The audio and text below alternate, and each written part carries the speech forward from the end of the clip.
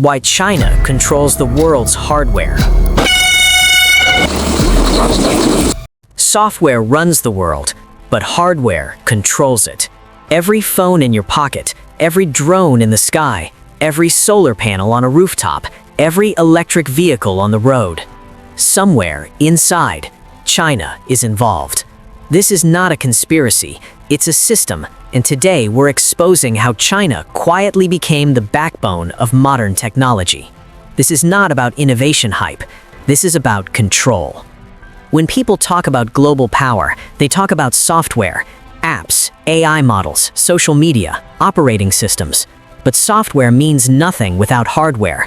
No chips, no AI, no batteries, no EVs, no panels, no green energy, no factories, no supply chain. China understood this earlier than anyone else. While the West chased digital platforms, China built the physical world behind them. China did not accidentally become the world's factory. It was planned. For decades, China focused on three things: scale, speed, control. Factories were built faster than cities. Workers were trained at industrial levels. Entire regions specialized in single components. One city makes screens, another makes batteries, another makes motors. No country in history has ever built manufacturing ecosystems at this scale. This is not cheap labor. This is industrial dominance. Over 70% of the world's smartphones are manufactured in China. Even when the brand is American, Korean, or European, the parts are Chinese. Screens, cameras, batteries, circuit boards. China doesn't need to own the brand. It owns the supply. If factories stop, the global phone market collapses within weeks. That is leverage.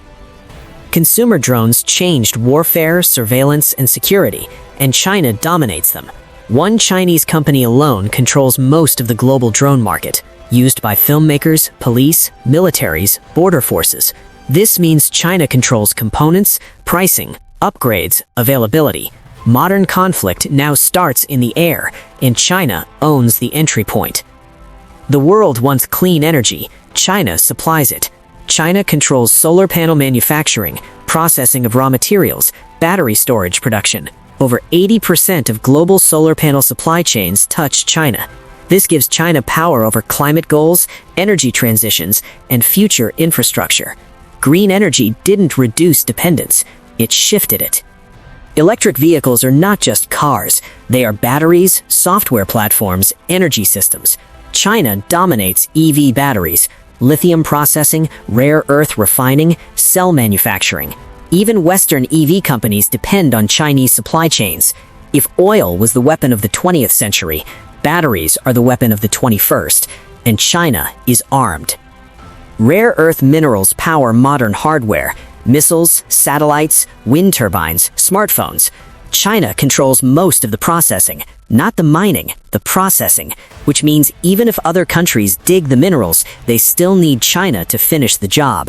This is not dominance by force, this is dominance by necessity.